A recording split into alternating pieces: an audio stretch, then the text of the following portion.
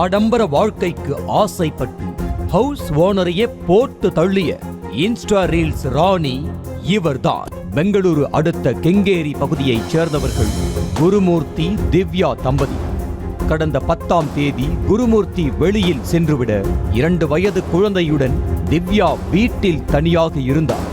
வெளியில் சென்ற குருமூர்த்தி வீட்டுக்கு வந்து பார்த்தபோது திவ்யா இறந்து கிடக்க நகைகளும் கொள்ளையடிக்கப்பட்டிருந்தன. விசாரணையில் திவ்யாவின் வீட்டின் மேல் தளத்தில் வாடகைக்கு தங்கியிருந்த மோனிகா என்ற 24 வயது இளம் பெண்தான் கொலை செய்தது தெரிய வந்தது. இன்ஸ்டா ரீல்ஸ் மோகம் பிடித்த மோனிகா தன்னை ஆடம்பரமாக காட்டிக்கொள்ள நிறைய இடங்களில் கடன் வாங்கி சொகுசாக இருந்து வந்தார். போதாக்குறைக்கு ரிலேஷன்ஷிப்பில் இருந்த மோனிகா காதலனுடன் சேர்ந்து இஷ்டத்துக்கு செலவு செய்து ஜாலியாக இருந்ததாக சொல்லப்படுகிறது. கடன் கொடுத்தவர்கள் பணத்தை திருப்பி கேட்ட நிலையில் கொடுக்க வழியில்லாமல் திணறிய மோனிகாவுக்கு திவ்யா கழுத்தில் கிடந்த நகைகள் உறுத்தி இருக்கிறது.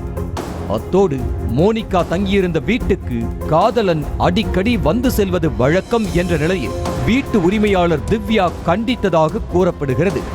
இதற்கு பிறகுதான் திவ்யாவை கொலை செய்ய முடிவுக்கு வந்திருக்கிறார் ரீல்ஸ் ராணி மோனிகா. நகைக்கு நகை கிடைத்த மாதிரியும் ஆட்சி, காதலனுடன் சொகுசாக இருக்க தொந்தரவு இல்லாத மாதிரியும் ஆட்சி என கணக்கு போட்டிருக்கிறார். ஆனால் ரீல்ஸ் ராணி மோனிகா போட்ட கணக்கு தப்பு கணக்காக போனதுதான் மிச்சம்.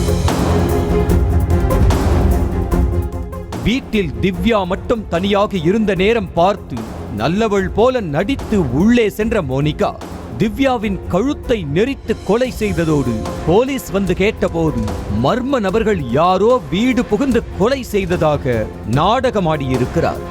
ஆனால் போலீசாரின் சிறப்பான கவனிப்பை அடுத்து தாம்தான் கொலை செய்ததாக மோனிகா உண்மையை ஒப்புக்கொள்ள வழக்கு பதிவு செய்து கைது செய்து சிறையில் அடைத்தனர்.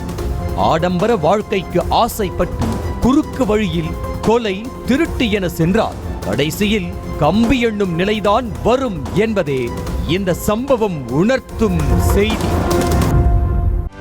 செய்திகளை உடனுக்குடனும் துல்லியமாகவும் தெரிந்து கொள்ள சப்ஸ்கிரைப் பண்ணுங்க.